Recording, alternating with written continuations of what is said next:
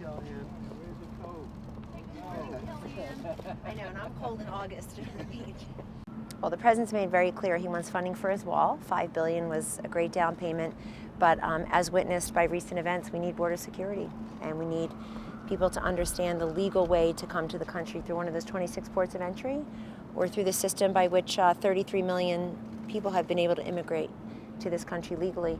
And I would just say the last time the government was shut down, earlier this year or late last year, that was the Democrats who shut the government down, and they turned around very quickly because they realized that they were compromising a lot of the benefits and the spending priorities. And so maybe you want to pregame it and lay the fault at the feet of the president, but we saw what happened last time. It cost the Democrats greatly. The president has said Mexico will pay for the wall. Why is he asking U.S. taxpayers to fund it, Kellyanne? The president has said many times that ultimately Mexico would pay for the wall. But they've said they're not going to pay for it. They've said they're not going to pay for it. Anybody want to talk about the caravan that you all insisted wasn't real? It was just an invention pre-election. It looks real to me.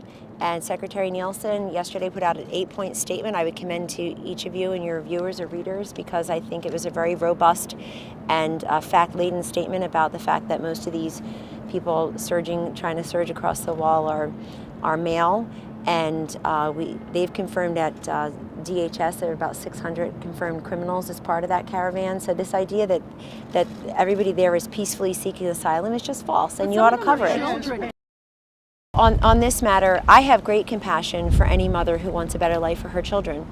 And that's why I believe that if people taking pictures of these women and their children really care about them, they won't go for optics, they'll go for opportunity. Try to help. Who's helping them to realize how they can immigrate here legally? Who promised them things that don't exist? Who took their money and promised them safe passage and a peaceful path here toward asylum when it's not true? That's not the way to come. And so we've been concerned from the beginning that people were lied to about what would be at the end of their journey. Applying for asylum is a legal way to come to this country, whether you do it at a port of well, entry DHS has said.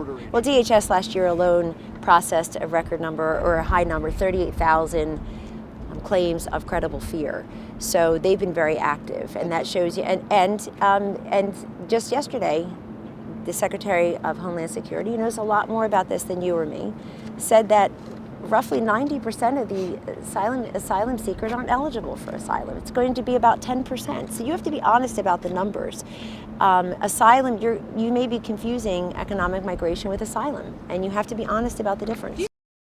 This president has created an economy where their skill sets can thrive.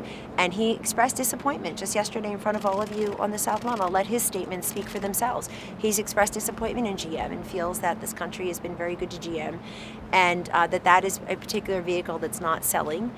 But he will not abandon or betray the forgotten men and forgotten women in manufacturing. That's why the net number of jobs created in that field are way up. Hundreds and hundreds of thousands of them, hundreds of thousands in construction on his watch.